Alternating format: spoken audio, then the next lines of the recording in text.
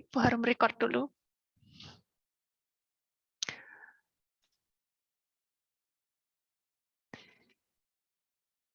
Oke ya, bagi yang sudah membuka dan syukur yang udah mengerjakan ya soal-soal yang ada di slide yang Bu Harum kirim, silahkan sambil dibuka bukunya.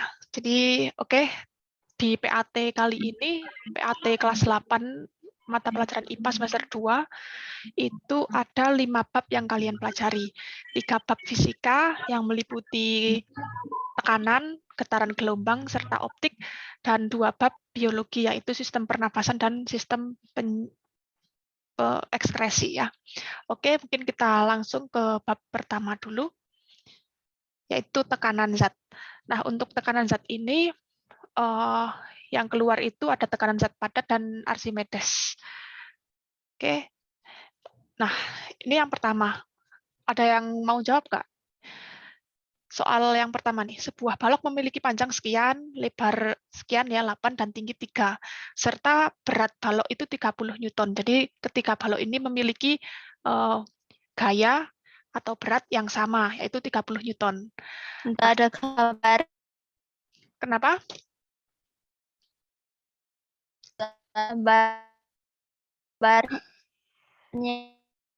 Gambarnya nggak muncul.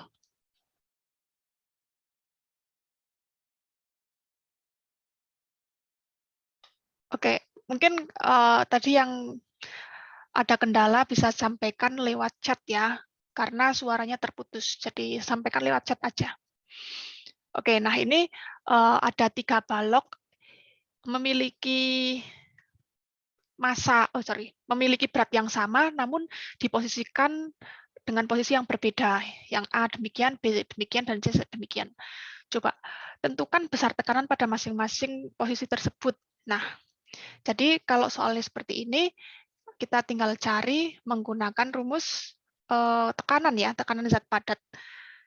Ya, jadi rumusnya itu gampang. Tinggal P sama dengan F per A ya. P sama dengan F per A. Nah, masih ingat nggak P itu apa?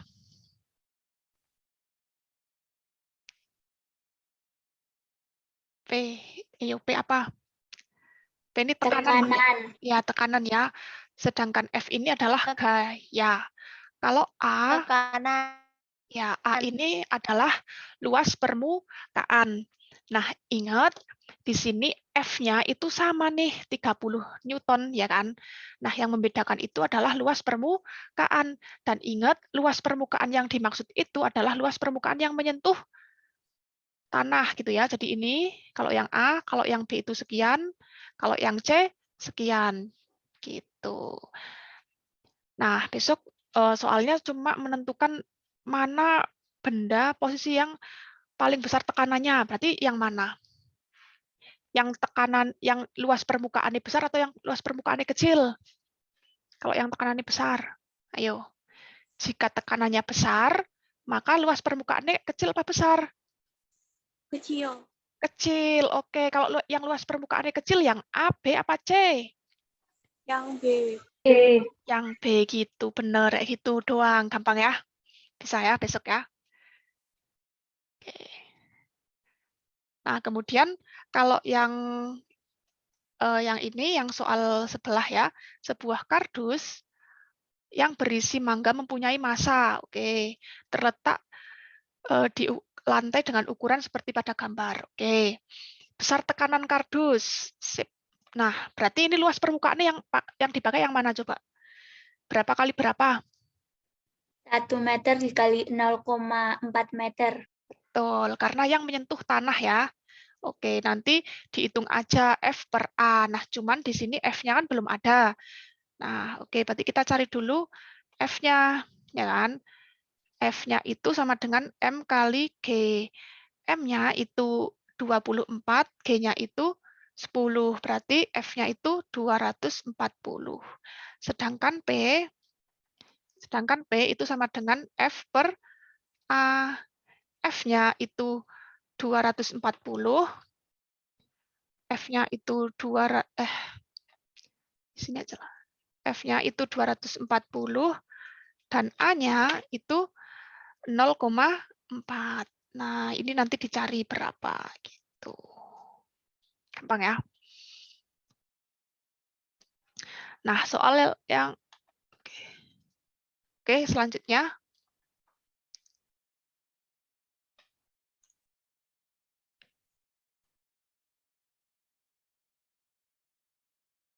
Nah, selanjutnya adalah tekanan pada zat cair ya. Jadi tekanan zat cair itu ada yang hidrolik, ada juga yang Archimedes. Kita bahas dulu yang pertama yaitu hidrolik. Jadi kalau luas tekanan pada pompa hidrolik ini persamaannya gampang ya. Yang P1 sama dengan P2. Oke, jadi ini persamaannya P1 sama dengan P2. Sedangkan P itu kan F kali A kan, sama dengan F kali A juga. Nah, sesuai kesepakatan, biar gampang, kalau yang satu itu yang besar apa yang kecil? Ini ya, yang satu ya. Kecil. Iya, betul. Yang satu itu yang kecil. Berarti ini F1, A1. P2 berarti F2, A2. F1-nya berapa? Oh, yang dicari gitu kan. A1-nya berapa? Oh, di sini 20. Tulis 20. Pastikan satuannya sudah sama. Di sini sudah sama belum? Oh, sama nih sentimeter persegi. Ya udah, nggak perlu diubah satuannya. Kemudian F2, F2-nya berapa? Oh, 20.000. Ditulis 20.000. Kali A2 berapa? 50. Bagaimana cara ngitung F1 ini? Nah, gampang. F1 sama dengan 20.000 kali 50. Ya.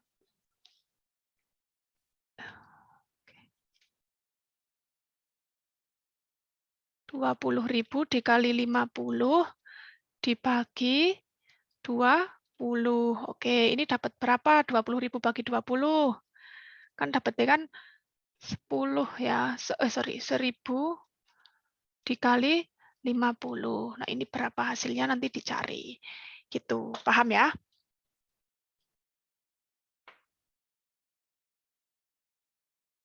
Oke, kalau nggak ada pertanyaan lagi, baru anggap paham. Nah, untuk yang selanjutnya,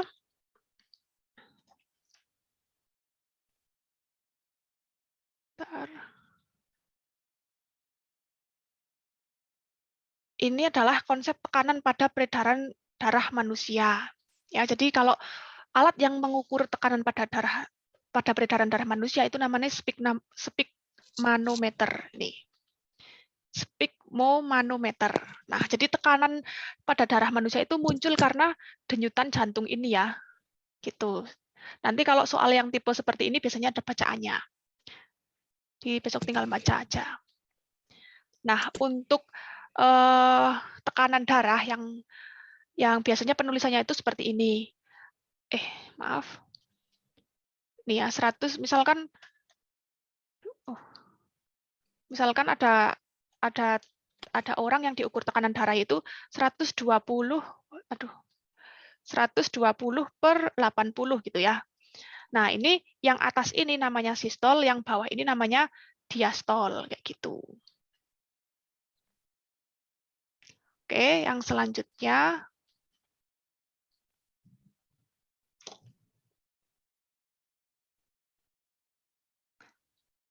nah, coba kalian jawab soal berikut ini ya.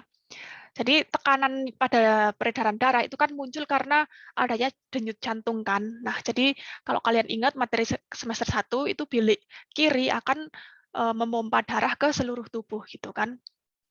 Bilik kiri yang ini ya. Nah, cuman kenapa sih kok oksigen itu bisa mengalir? Ingat konsep aliran zat itu bergerak dari tekanan zat tinggi ke tekanan zat yang rendah. Berarti kalau soal ini jawabannya apa? Ini kan X ya. X itu darah bersih apa darah kotor? Yang ini yang ditunjuk X, yang warna merah. Ayo. Darah kecil, Bersih. darah bersih apa? Ya, darah bersih kan. Nah, kalau darah bersih berarti mengandung banyak oksigen apa karbon dioksida? Oksigen. ya banyak mengandung oksigen. Kalau banyak mengandung oksigen, berarti ini kan yang dialirkan oksigen ya. Berarti tekanan oksigennya tinggi apa rendah? Zoom, zoom. Zoom, zoom.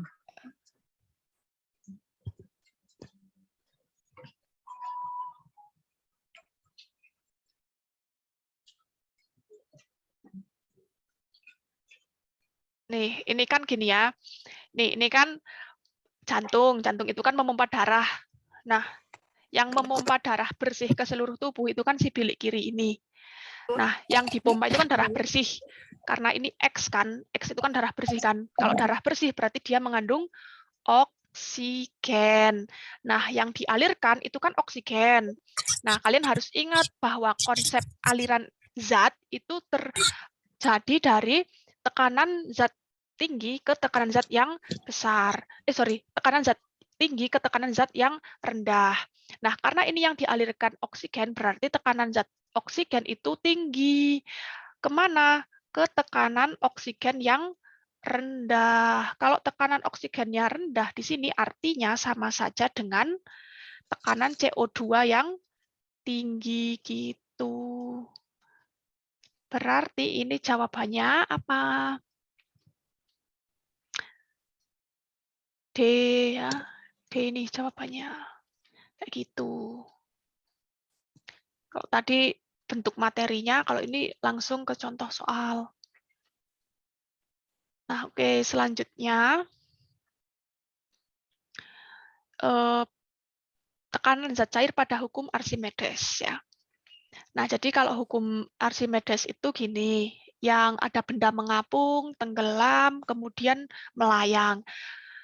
Menurut kalian ya, kenapa sih ada benda yang tenggelam, ada benda yang mengapung? Misalkan nih, kamu ngasih air dengan kasihkan kapas ke air, ya misalkan kapasnya 1 kilo, kamu juga punya besi 1 kilo juga.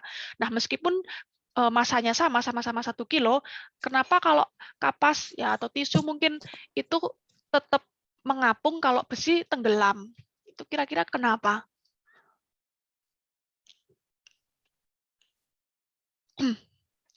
Karena masanya lebih besar.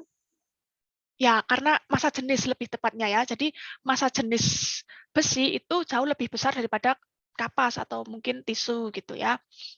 Ya mungkin mungkin kalau kapas nanti bisa nyerap air, berarti kita ganti contoh aja, misalkan plastik gitu ya. Jadi misalkan plastik sekilo gitu ya, dibandingin sama besi sekilo gitu kan. Nanti yang cepat tenggelam itu yang besi karena massa jenisnya lebih besar kayak gitu. Nah, tapi kalian pernah terpikir nggak, kenapa sih kok kapal laut yang berat ya, bahkan kapal itu kan bagian deknya itu kan terbuat dari besi biasanya, tapi kok nggak tenggelam?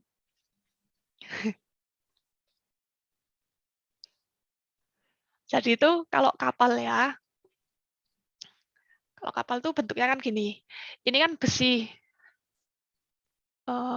di sini kan besi ya, bagian deknya itu besi, bagian bawahnya ini besi. Cuman besinya itu tidak yang solid, tidak besi yang tahu maksud solid ya, kompak gitu loh. Maksudnya di sini tuh padat, besinya full besi. Nah, sedangkan galangan kapal ya, bagian dek kapal ini besinya itu udah dikasih rongga. Jadi besinya itu enggak solid, tapi di bagian dalamnya itu berongga gitu loh. Nah, sehingga rongga ini akan menurunkan massa jenis. Karena massa jenisnya lebih rendah, sehingga kapalnya itu bisa mengapung. Nah, beda hal lagi kalau di kapal selam. Kalau di kapal selam itu ada teknologi untuk mengapung maupun tenggelam. Jadi bisa disetting kayak gitu. Nah, kalau balon udara gimana konsepnya?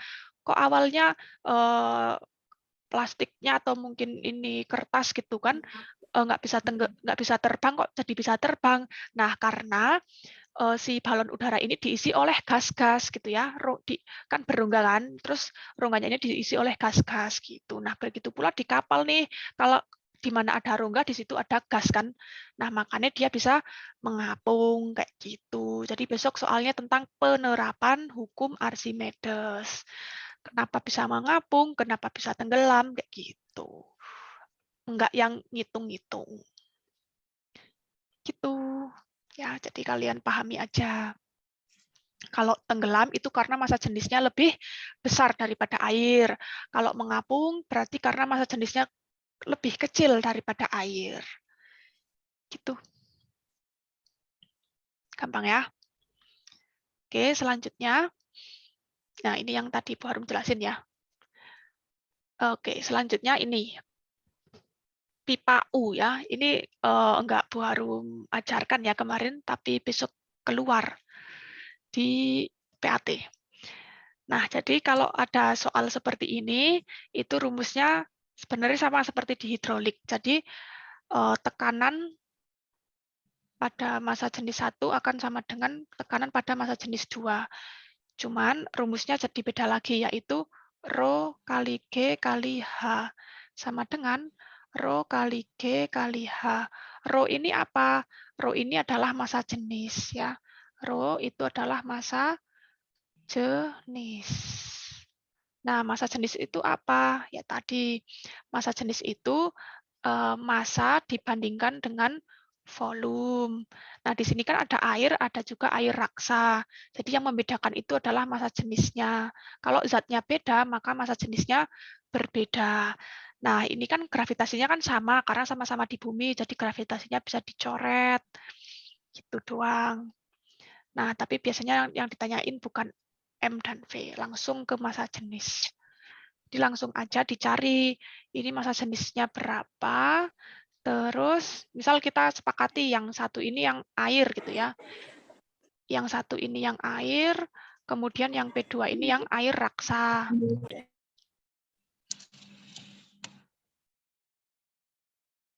Oke, nah lihat nih di soal, ini kan H1-nya itu kan sekian ya, ini, kemudian H2-nya ini. Oke.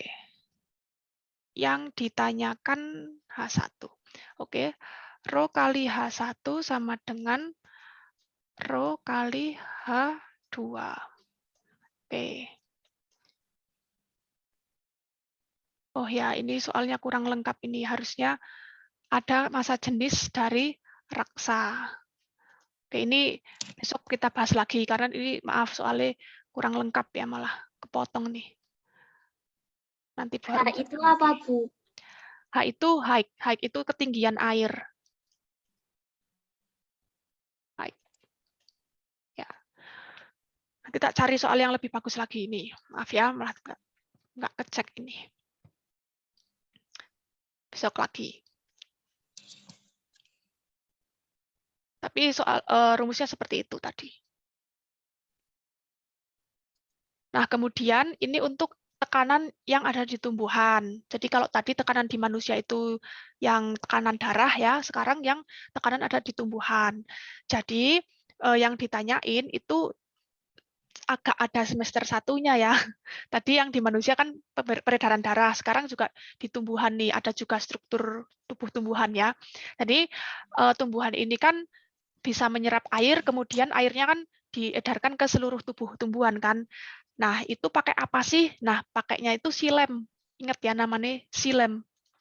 Nih, silem. Kalau silem itu untuk ngangkut air, kalau floem, satunya itu namanya floem, itu untuk ngangkut hasil fotosintesis. Satunya lagi namanya floem. Ini untuk mengangkut hasil fotosintesis. Udah, itu aja yang diingat. Gitu. Jadi kan airnya diserap oleh rambut akar gitu ya di sini. Nah, sesampainya di akar nanti diserap oleh si silem kalau yang air. Ya, sedangkan hasil fotosintesis kan cuma di daun kan. Nah, nanti kalau hasil fotosintesis itu diangkutnya oleh floem gitu. Nah, ini menerapkan prinsip tekanan ya. Kalau di sini tekanan airnya tinggi ya nanti kan kalau airnya banyak yang datang ya, banyak yang diserapkan jadi tekanannya tinggi kan. Nah, nanti airnya bisa diedarkan ke seluruh tubuh. Begitu pula di daun. Daun pas melakukan fotosintesis, kan hasil fotosintesisnya jadi tinggi kan di daun. Nah, maka tekanan hasil fotosintesis di daun bakal tinggi terus diedarkan ke tekanan lain yang lebih rendah, kayak gitu doang. Intinya kalian harus ngerti bahwa konsep aliran zat itu dari tekanan zat yang tinggi ke tekanan zat yang rendah, itu aja. Terus kemudian yang kedua yang perlu kalian ingat, silem itu untuk air, floem itu untuk hasil fotosintesis. Gitu. Ya, ini materi semester 1. Oke, yang selanjutnya bab sistem pernafasan. Nah, kalau sistem pernafasan itu ini yang pertama ada pengertian dari bernafas dan respirasi. Kalian harus bisa membedakan apa itu bernafas, apa itu respirasi. Jadi kalau bernafas itu hanya menghirup oksigen, kemudian mengeluarkan karbon dioksida, sedangkan respirasi itu kalian menggunakan oksigen dari hasil sistem pencernaan dan nutrisi dari sistem oksigen dari sistem pernafasan dan nutrisi dari sistem pencernaan nanti akan masuk ke respirasi dan menghasilkan energi gitu. Jadi kalian harus bisa membedakan mana bernafas, mana respirasi. Gitu. Oke, selanjutnya ini ada contoh soal ya. Soalnya itu tentang percobaan frekuensi pernafasan. Ya, moga aja kelihatan di HP kalian. Jadi di sini ada dibedakan ya, pelakunya ini ada yang berjenis kelamin laki-laki dan berjenis kelamin perempuan. Di sini juga dibedakan aktivitasnya, ada yang duduk, ya, ada yang berbaring, ada yang berdiri, dan ada yang berjalan selama 1 menit dan 3 menit. Oh, ternyata frekuensinya itu beda-beda. Nah, coba kalian amati ini. Saat aktivitasnya itu makin banyak, nafasnya makin banyak enggak? Iya. Ya, makin banyak. Nah, kemudian kalau dibandingkan laki-laki dan perempuan, itu nafasnya banyak yang mana? Nih. Laki-laki. Laki-laki, Bu. Oke, laki-laki. Nah, nanti kalian cari pernyataan yang paling tepat yang mana. Coba menurut kalian apa?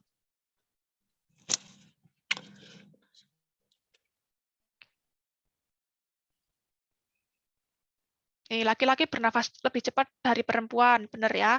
Posisi tubuh dan aktivitas akan menentukan frekuensi pernafasan, baik laki-laki maupun perempuan. Benar nggak? Bu, A. Iya, benar, ini benar. Gitu. Gampang ya. Ya, jadi kalian besok cuma harus teliti untuk menyimpulkan dari data percobaan. Gitu. Kemudian selanjutnya, struktur dan fungsi organ sistem pernafasan.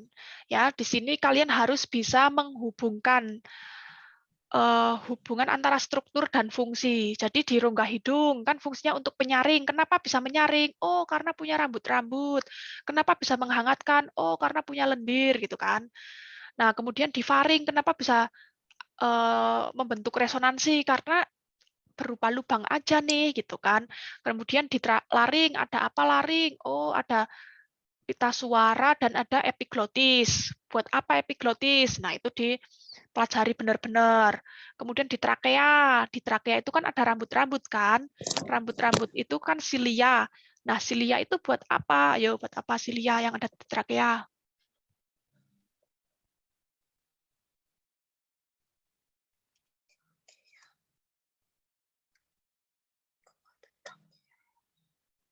Ayo, ingat nggak?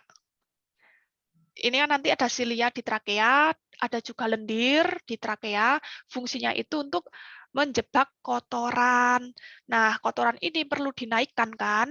Ya, lendir yang ada di trakea ini perlu dinaikkan. Kenapa harus dinaikkan? Ya karena lubangnya cuma di atas, nek nggak hidung ya di mulut. Nah, sehingga harus didorong oleh yang namanya silia kayak gitu ya. Jadi silia bersama lendir itu nanti akan menjebak si kotoran. Nah, kemudian ini bronkus. Bronkus itu hanya sebuah saluran aja ya, saluran trakea. Kemudian bronkeolus dan paru-paru. Nah, di paru-paru ini ada bagian yang berindil-berindil ya, kayak anggur ini yang disebut sebagai alveolus. Alveolus ini fungsinya untuk apa? Oh, untuk difusi oksigen dan karbon dioksida, ya, ada istilah difusi. Difusi. Apa itu difusi? Difusi itu penyerapan. Kenapa bisa menyerap? Nih, bayangin. Kalau misal alveolus itu setebal jeans gitu ya, setebal bahan jeans itu bisa buat nyerap nggak? Ya bisa sih, cuman lama nggak buat nyerap kalau bahannya itu tebal? Lama. Lama. Nah, sehingga si alveolus ini itu tipis banget. Kenapa tipis? Karena fungsinya untuk difusi, ya. Besok bahasanya mungkin sok-sok ilmiah kayak gini ya, nggak ada kata-kata penyerapan. Tapi kalian harus ingat kalau difusi ini artinya adalah penyerapan, ya. Penyerapan.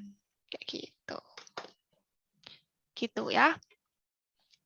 Jadi kalian harus bisa menghubungkan. Oh, alveolus strukturnya tipis. Kenapa tipis? Karena buat nyerap. Emang kenapa kalau nyerap tipis? Ya kalau tebel susah lah buat nyerap kayak gitu. Trakea kenapa bisa jebak kotoran? Oh, karena punya silia sama lendir kayak gitu. Kenapa hidung bisa nyaring juga? Oh, karena punya rambut-rambut. Nah, semacam itu. Jadi itu yang dinamakan menghubungkan struktur dengan fungsi organ. Kayak gitu. Oke, yang selanjutnya ya itu adalah mekanisme pernafasan. Kalau untuk mekanisme pernafasan ini silahkan kalian praktekkan dengan tubuh kalian sendiri ya. Inspirasi ini artinya menarik nafas. Jadi kalian tarik nafas aja. Nah, itu kan ternyata kalian bisa merasakan ya bahwa kalau narik nafas itu tulang rusuknya berkontraksi. Kontraksi ini artinya kerja. Ya, kalau otot tulang rusuknya kerja itu membuat dada kalian naik. Nggak ada tuh kalian kalau menghirup nafas itu jadi dadanya turun, itu nggak ada. Jadi kalian praktekin sendiri pakai tubuh kalian. Oh, ternyata dadanya naik. Nah, kalau inspirasi kan berarti udaranya masuk. Nah, berarti tekanan udara luar itu lebih tinggi sehingga udara masuk. Nah, berarti ini artinya tekanan dalam tubuh itu lebih rendah. Selalu ingat, aliran zat itu selalu dari tekanan yang tinggi ke tekanan yang rendah gitu ya. Tekanan zat ya, aliran zat itu selalu dari tekanan yang tinggi ke tekanan yang rendah. Nah, ini kan karena menarik nafas, berarti kan aliran udaranya dari luar ke tubuh, berarti luar yang tinggi, tubuh yang rendah kayak gitu. Nah, akibat dari udara yang masuk kan paru-parunya jadi mengembang ya. Gitu. Nah, tapi diafragmanya jadi lurus karena terdesak oleh paru-paru. Gitu. Nah, sebaliknya untuk yang ekspirasi. Kalau ekspirasi nih ya, ekspirasi itu kan udaranya kan keluar ya, menghembuskan nafas gitu. Nah, berarti tulang rusuknya itu relaksasi. Nah, di sini ada istilah relaksasi. Relaksasi ini artinya istirahat. Kalian lagi-lagi praktekin pakai tubuh kalian. Yang namanya menghembuskan nafas itu pasti dadanya turun, nggak mungkin naik. Ya. Nah, karena udaranya keluar, nah berarti kan tekanan udara di luar lebih rendah kan, udara di dalam tubuh lebih tinggi sehingga udaranya keluar. Nah, karena udaranya keluar, paru-parunya jadi menyusut. Nah, si diafragmanya itu melengkung kembali, ya. Diafragma masih ingat ya, diafragma itu otot yang membatasi antara dada dan perut. Jadi misal ini dada kan berisi paru-paru. Nah, ini nih si diafragmanya itu di sini gitu. Nah, kalau paru-parunya itu jadi gede, ya, jadi mengembang, diafragmanya terdesak, jadinya lurus gitu loh. Ya, gampang. Oke, lanjut ke latihan soal. Coba ini bisa jawab nggak? Pernyataan yang benar berkaitan dengan proses inspirasi adalah, nih inspirasi masuk apa, udaranya masuk apa keluar? Masuk, Bu. Masuk. Kita bahas dari yang A. Diafragma dan otot dada berelaksasi. Oke, benar nggak kalau otot dada itu relaksasi? Relaksasi artinya istirahat ya. Pas inspirasi, otot dadanya istirahat, benar nggak? Salah. Salah. Nih, kemudian B, diafragma dan otot dada berelaksasi lagi. Wah, ini salah lagi ya. Yang C, diafragma dan otot dada kontraksi. Benar nggak? Benar. Benar. Tulang rusuk turun. Benar nggak? Turun. Kalau inspirasi turun apa naik? Naik. Naik. Ini salah ya. Oh, jawabannya pasti nih D gitu. Gampang.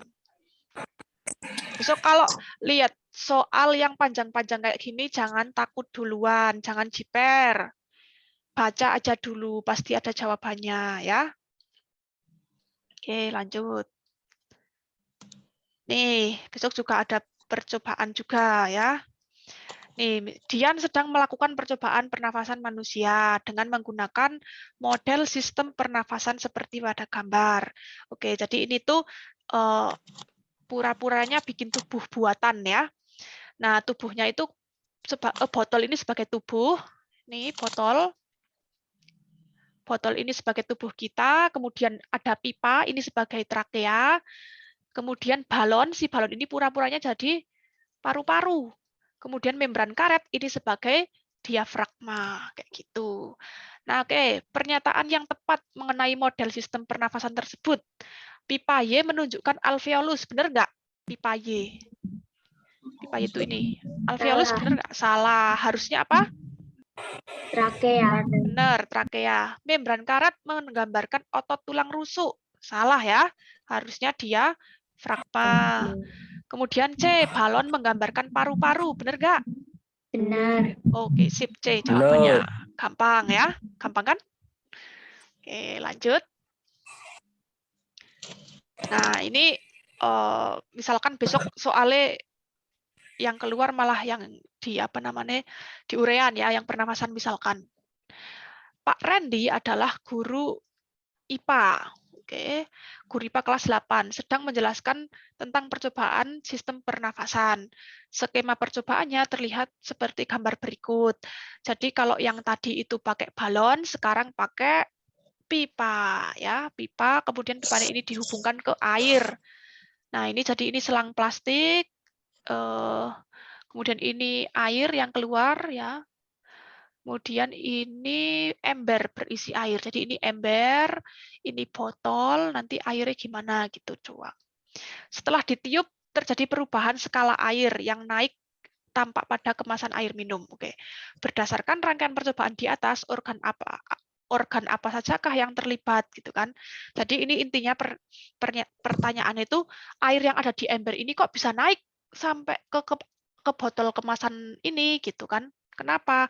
Oh, karena terdorong oleh udara yang dikeluarkan oleh Pak Randy gitu kan, karena naik kan. Nah, kalau ditanya organ apa sajakah yang terlibat, ya berarti organ-organ yang terlibat dalam sistem pernafasan. Apa aja itu?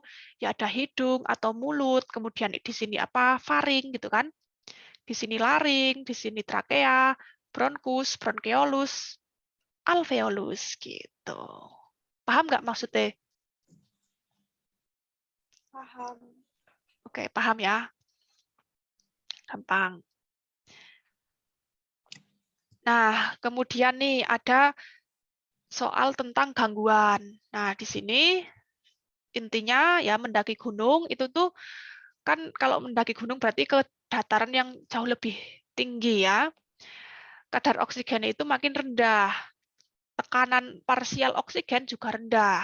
Sehingga kalau tekanan parsial oksigen rendah, itu kita mengalami kesulitan bernafas. Nah, untuk mengatasi kekurangan oksigen karena perubahan tekanan parsial, oke, orang dengan riwayat penyakit asma juga memiliki kemungkinan lebih besar untuk mengalami kekurangan oksigen saat mendaki. Oke ya, intinya ini kalau mendaki gunung itu susah nafas gitu ya, karena tekanan tekanan oksigen di gunung ya, di dataran yang tinggi itu rendah. Biar bisa lebih mudah masuk gitu ya ke tubuh, itu tuh tekanan luar itu harus jauh lebih tinggi. Kalau tekanan luar itu rendah ya nggak bisa masuk ya, susah. Nih. Oke, berdasarkan bacaan di atas, oke, Seringkali kita mengalami sesak nafas, sehingga frekuensi bernafas jadi tinggi, pusing, dan mual. Hal ini disebabkan oleh hal-hal berikut, kecuali oke, tekanan parsial oksigen di udara tinggi. Benar nggak ini? Udah nggak? Parsial tuh apa sih? Nah, kalau kalian nggak ngerti kata-kata parsial, buang aja dulu. Nih, kalau tekanan oksigen di udara itu tinggi, gampang masuk ke tubuh nggak? Iya. Iya, kalian harus selalu ingat ya, aliran zat, tak tegaskan lagi, aliran zat itu selalu terjadi dari tekanan tinggi ke tekanan yang rendah. Nah, kalau nafas, udaranya masuk apa keluar? Masuk. Masuk. Kalau inspirasi itu masuk. Berarti tekanan yang tinggi, tekanan dalam tubuh atau luar tubuh? Luar tubuh. Luar tubuh. Nah, ini nih tekanan di udara tinggi, berarti ya ini gampang inspirasi kan? Berarti ini salah. Kan yang ditanyain kecuali. Oh, bentar. Seringkali kita mengalami hal-hal sesak nafas. Oke. Penyebab sesak nafas kecuali gitu ya. Oke. Kalau penyebab kesesak nafas kecuali berarti ya yang A jawabannya. Karena kalau yang A ini mudah nafas kan jadinya, bukan sesak nafas kan? Ngerti nggak? Paham. Oke, gitu. Nih, kalau kadar oksigen rendah kan jadi sesak nafas. Tubuh melakukan aktivitas berat kan juga sesak nafas karena butuh banyak oksigen kan. Kemudian penyakit asma, wah jelas dia sesak nafas. Gitu. Karena ini yang ditanyain kecuali ya. Oke, nah kalian juga silahkan baca-baca tentang penyakit yang disebabkan oleh rokok. Ya, besok bacaannya mungkin sekitar kalau nggak mengendaki gunung ya rokok, tergantung paket yang kalian dapat, soal paket yang kalian dapat. Gitu. Nah, selanjutnya sistem ekskresi. Nah, ini mohon maaf ya, ternyata setelah konfirmasi ada beberapa kelas yang sistem ekskresinya itu belum diajarkan ya. Belum diajarkan komplit, maksudnya baru sampai ginjal saja. Oke, ini kemarin karena terlalu buru-buru ya, jadi kasihan nih kelas yang Jumat sama yang Sabtu ya, banyak libur kan. Nah ini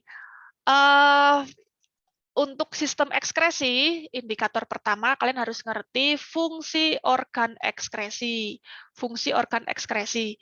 Jadi organ ekskresi itu ada 4. Yang pertama itu paru-paru, yang kedua itu ginjal, yang keempat itu kulit. 1 paru-paru, 2 ginjal, 3 kulit, yang keempat itu hati. Hati atau liver atau hepar. Gitu.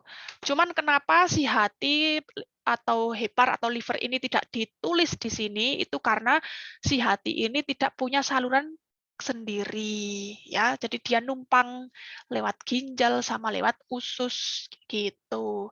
Nah, yang perlu kalian pahami kalau paru-paru ini mengeluarkan apa? Oh, ini mengeluarkan CO2. Kalau ginjal sama kulit mengeluarkan ginjal dulu wes. Ginjal mengeluarkan apa? Ayo ginjal mengeluarkan apa?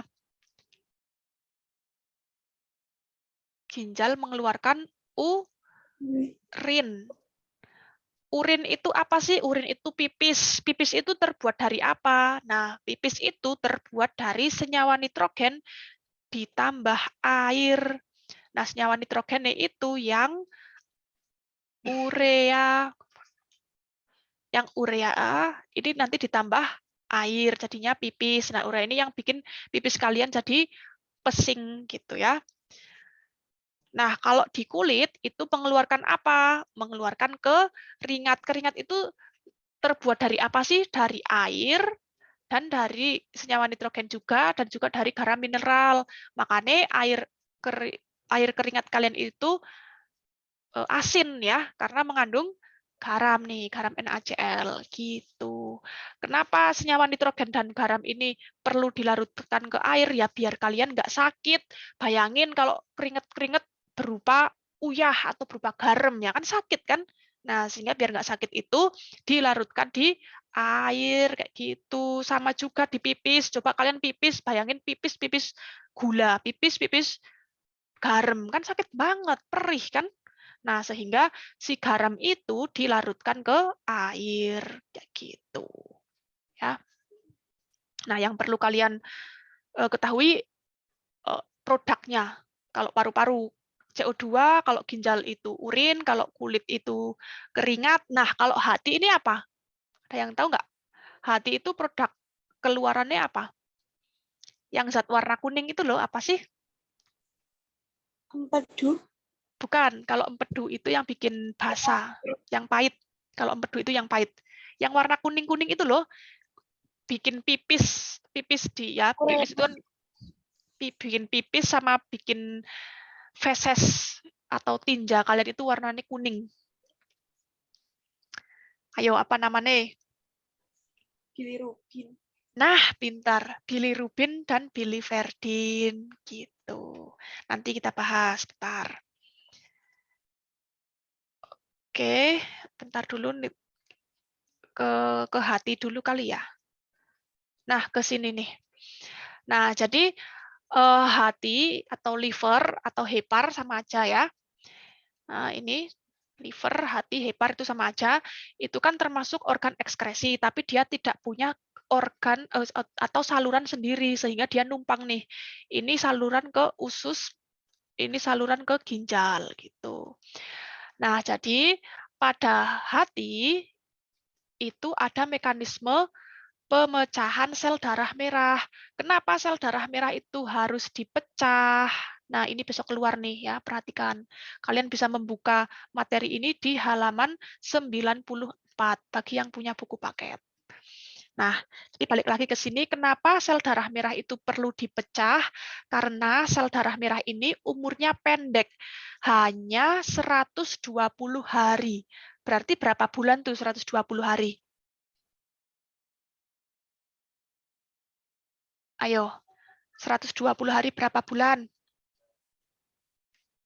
4 bulan. Iya, 4 bulan. Nah, 4 bulan itu kan pendek kan? Jadi setelah 4 bulan, si sel darah merah ini bakal mati. Nah, sel darah merah yang mati ini, ya ini ceritanya sel darah merah, nanti kan perlu dikubur ya. Ya, ibarat ini mayat kan perlu dikubur. Nah, si sel darah merah ini karena nggak ada yang ngubur, ya harus di-recycle atau didaur ulang. Nah, didaur ulangnya gimana caranya? Ini nih, ini sel darah merah kan tersusun atas hemoglobin. Nah, hemoglobinnya ini dipecah jadi hemin, jadi zat besi, jadi globin. Nah, kemudian yang diubah jadi bilirubin itu yang si hemin ini. Ya, biliverdin, bilirubin ini yang bikin pipis sama feses kita jadi warna kuning. Nah, kayak gitu. Nah, kemudian bilirubin ini nanti akan diubah jadi urobilinogen. Urobilinogen ini akan disalurkan ke urin ya dalam bentuk urobilin dan disalurkan ke feses dalam bentuk sterkobilin. Kayak gitu. Ya, ingat yang diubah itu hanya yang hemin. Gitu. Hemin. Heme itu artinya darah. Globin ini arti dari protein. Nama salah satu dari protein. Ya, jadi yang diubah darahnya, bukan proteinnya. Ingat ya. Bilirubin, biliverdin. Yang diubah yang hemin. Perhatikan bagannya. Bagan ini besok keluar. Oke? Kalian bisa cek di halaman 94. Gitu. Ini untuk yang hati. Nah, tadi untuk yang bagian sebelumnya. Tuh. Oke. Ya, tadi sampai sini ya. Oke, ini. Apabila bagian organ pada gambar di atas mengalami kelainan atau kerusakan, maka kita akan kesulitan mengekskresikan. Nah, ini gambar apa sih ini? Tahu nggak? Gambar apa sih ini? Kulit. Iya, gambar kulit ya. Nah, kulitnya rusak nih. Terus kita akan kesulitan mengeluarkan apa? Ekskresi itu artinya kulit ya. Sorry, ekskresi itu artinya keluar. Oke, kalau kulitnya itu rusak, kita akan kesulitan mengeluarkan apa? Ayo.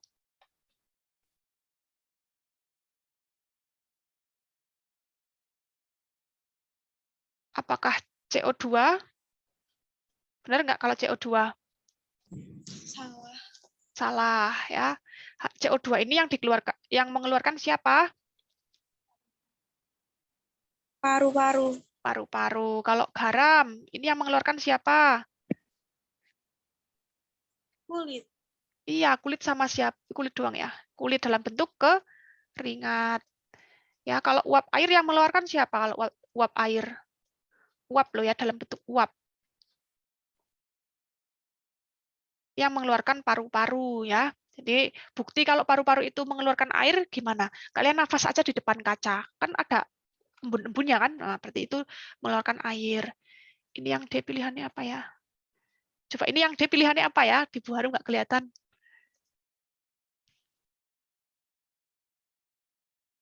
Oh, feses. Kalau feses dikeluarkan siapa?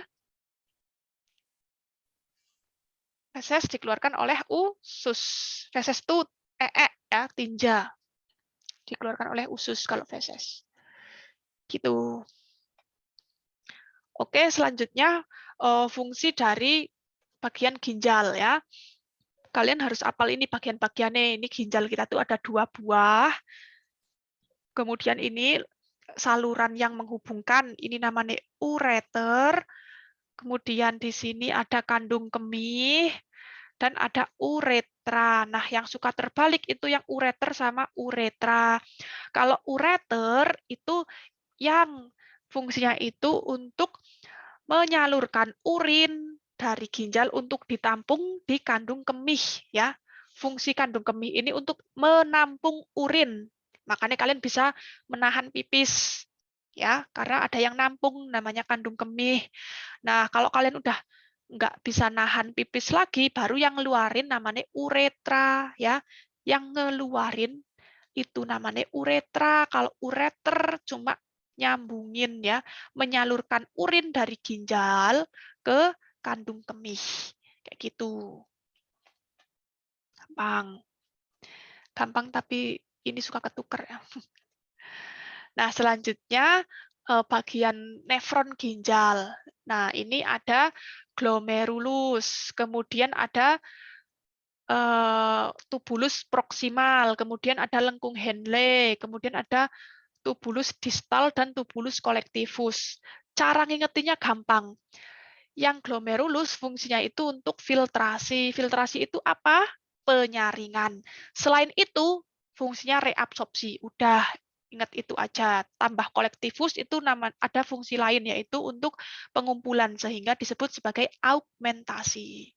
Yang lain fungsinya reabsorpsi. Re itu artinya kembali, absorb itu artinya menyaring. Menyerap. Berarti reabsorpsi itu menyerap kembali. Apa yang diserap? Air. Kenapa air bolak-balik diserap? Biar kita nggak banyak kehilangan air. Kalau kehilangan banyak air, kita nanti jadinya dehidrasi. Kayak gitu. Ya, gampang. Ingat aja kalau glomerulus fungsinya untuk menyaring atau filtrasi. Kolektivus augmentasi. Selain itu reabsorpsi kayak gitu. Gampang. Kemudian kalau Bu Harum sekarang tanya, dari bagian-bagian nefron ini yang ada di lapisan korteks itu bagian apa? Korteks. Korteks itu luar apa dalam? Luar. Luar. Kalau medula yang luar apa dalam? Dalam. Dalam. Oh, tak balik aja lah. Yang medula wis.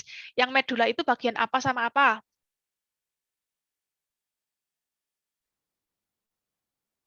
Yang terdapat di lapisan medula itu bagian yang mana?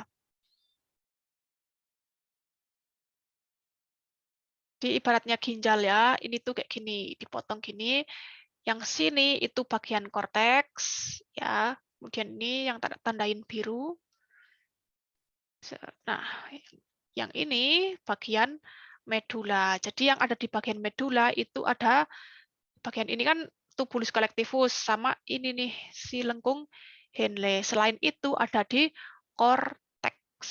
Medula cuma 2. Kayak gitu. Ingat ya, pelan-pelan aja. Nah, kita kembali ke latihan soal. Masih kayak yang tadi. Ini percobaan pernafasan ya. Bila karet ditarik ke bawah, maka yang terjadi adalah, nah, karet ini kan sebagai diafragma. Oke, ditarik ke bawah kan jadi lurus. Nah, kalau pas diafragmanya lurus, itu kira-kira pas inspirasi apa ekspirasi? Inspirasi. Betul, inspirasi. Karena udaranya kan masuk, jadi paru-paru ini mengembang. Kalau paru-paru ini mengembang, nanti mendesak si diafragma, sehingga menjadi lurus. Oke. Kalau inspirasi berarti rongga tabung ini mengecil apa membesar? Di sini rongga tabungnya. Kalau inspirasi, ayo. Membesar. Membesar. Berarti ini yang mengecil dicoret-coret. Oke. Nah, sekarang dari sisi tekanan. Tekanan luar tinggi apa rendah kalau inspirasi? Tinggi. Tinggi. Kalau tekanan dalam tabung ini tinggi apa rendah? Rendah. Sip. Kita cari tahu tekanan tabung yang rendah atau menurun ini ya, berarti ya. Nih menurun. Kalau ini meningkatkan tekanan udara dalam tabung meningkat. Ini salah. Oke, jawabannya C. Gitu. Jadi kita nggak harus semuanya dibaca dulu. Ya kan? Dicoret-coret aja kan besok tesnya pakai kertas kan, jadi kertasnya bisa dicoret-coret. Kan lebih enak jawabnya. Paham ya? Paham. Oke, kita lanjut. Ini tadi udah ke kulit. Nah, jadi kulit itu bagian-bagiannya ada epidermis dan dermis. Kalau epidermis, epi ini artinya luar, dermis ini artinya kulit. Nah, yang paling penting itu kalian tahu bagian-bagiannya. Kalau di bagian epidermis itu cuman ada rambut, ya. Kalau di bagian dermis, ya, dermis ini yang tengah itu ada kelenjar sebaseus. Sebaseus ini menghasilkan minyak. Kemudian ada kelenjar keringat dan ada syaraf. Kemudian ada pembuluh darah juga nih. Pembuluh darah ini yang warna biru sama warna merah. Nah, mungkin besok nggak ada warna-warni kayak gini ya. Besok kan fotokopian ya, jadi burem. Nah, cara membedakannya gimana? Kalau yang kelenjar keringat itu pasti misah sama yang minyak-minyak ini nih. Ini kan lemak ya. Lemak ini kan minyak, berarti sebum. Nih, yang bulet-buletan kayak gini itu minyak. Nah, kalau dia itu berbeda ya, berbeda dengan yang, maksudnya berbeda tuh nggak nyambung sama yang bawah. Yang bawah ini kan minyak. Nah ini nih, si coklat ini berarti dia kelenjar keringat. Kayak gitu. Nah kelenjar keringat pasti di sini ada pori-pori. Jadi kayak gitu cara membedakan mana kelenjar sebaseus, mana kelenjar keringat. Ingat ya, kalau kelenjar sebaseus itu buletannya ya, brindel-brindelannya ini nyambung sampai ke bawah gitu. Sedangkan yang keringat enggak, dia berdiri sendiri. Bisa ya bedain ya. Sampai sini ada pertanyaan enggak? Coba.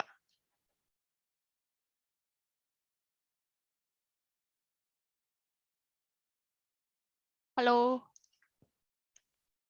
Aman?